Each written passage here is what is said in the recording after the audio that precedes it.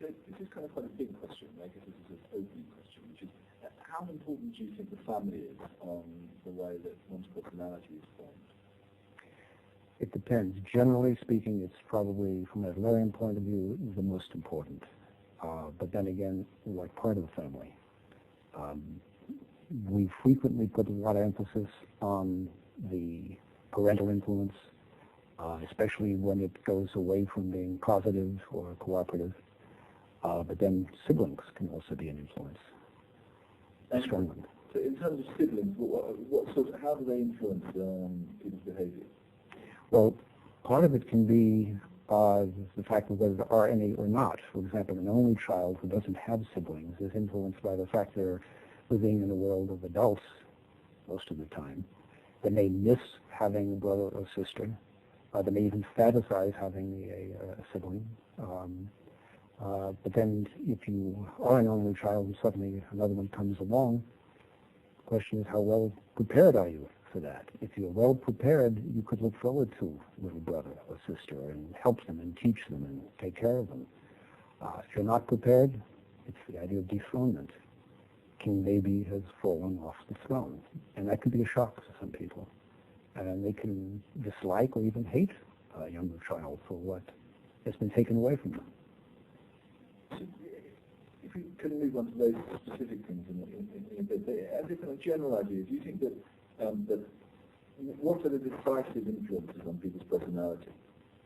If you were to say, the things which make you the sort of person you are, and where does family fit into that?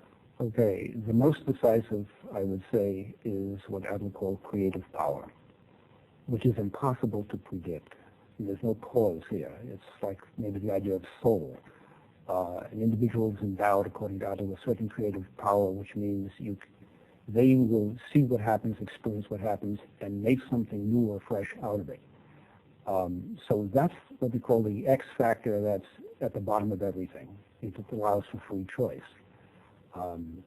The attitude of the parents is very, very strong, especially if there is something dramatic, if there's abuse, if there is domination or cruelty. The siblings may have an effect, but also there are things outside of the family. Economic conditions can be a powerful influence. Other social conditions, the position of the family in the community. In some cases, religious influences are very strong, cultural influences. We have to kind of weigh out which is strong, which is not.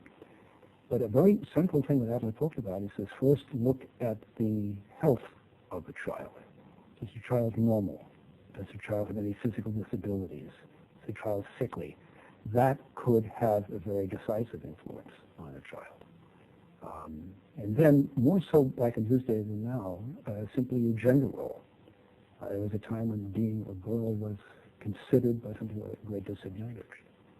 So we like to sort of feel out which of these primary influences are really there, and which is important in this particular case. So as a clinician, I'm less interested in the research of many, many, many people and more interested in what can I do that will help this particular client. So I do a complete history, and then from that history I say, what is one of these influences?